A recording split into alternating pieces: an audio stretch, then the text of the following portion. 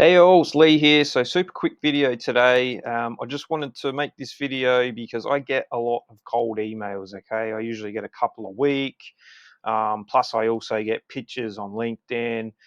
So I get a lot of cold outreach, and the majority of cold outreach, whether it's cold email, LinkedIn, whatever, is pretty bad. The reasons why, I'm just going to summarize basically a few kind of commonalities or patterns that I notice, which is why most of these cold outreach messages I get just completely suck. So, number one is the lack of personalization. Like I've even had cold emails where someone reaches out to me, and it's just like, hey, no name, no nothing, just like it's the most basic level of personalization you can do. There's nothing even advanced about it.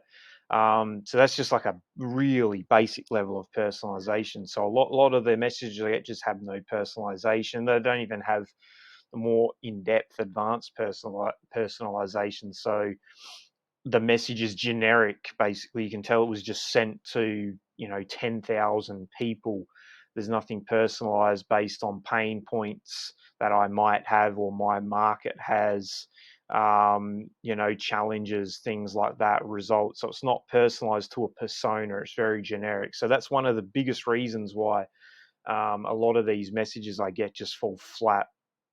There's a lack of relevancy as well, which really ties into kind of like that first point about personalization. Like if what you're reaching out about is not relevant to the pain points that a persona has or a person has, since we are dealing with people, it's not going to have that relevancy, which is then not going to get the interest and the positive response that you actually want to add that lead into your pipeline. Okay, so very simple stuff.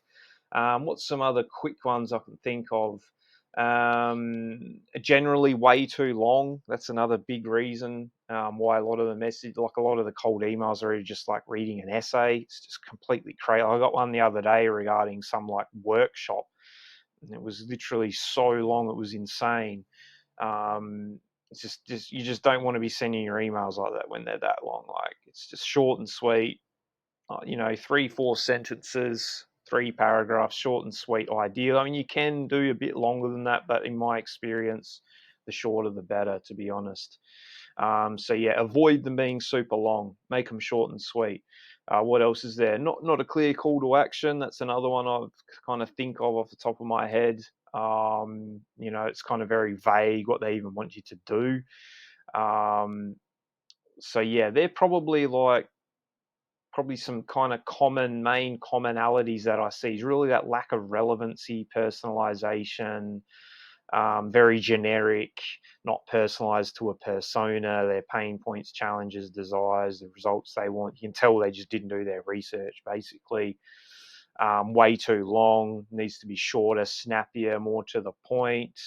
Not a clear CTA. And actually, just one I've thought of here, which is probably really important, is a lack of differentiation. There's nothing in these messages that are really compelling. Okay, and that's really key today, especially in cold outreach, given how competitive it is. So, yeah, they're kind of just a few things off the top of my head that I wanted to talk about quickly.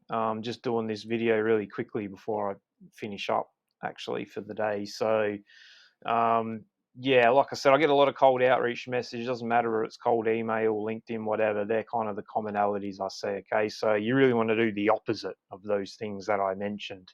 That's really, really the key to actually standing out and actually getting the kind of positive responses you want.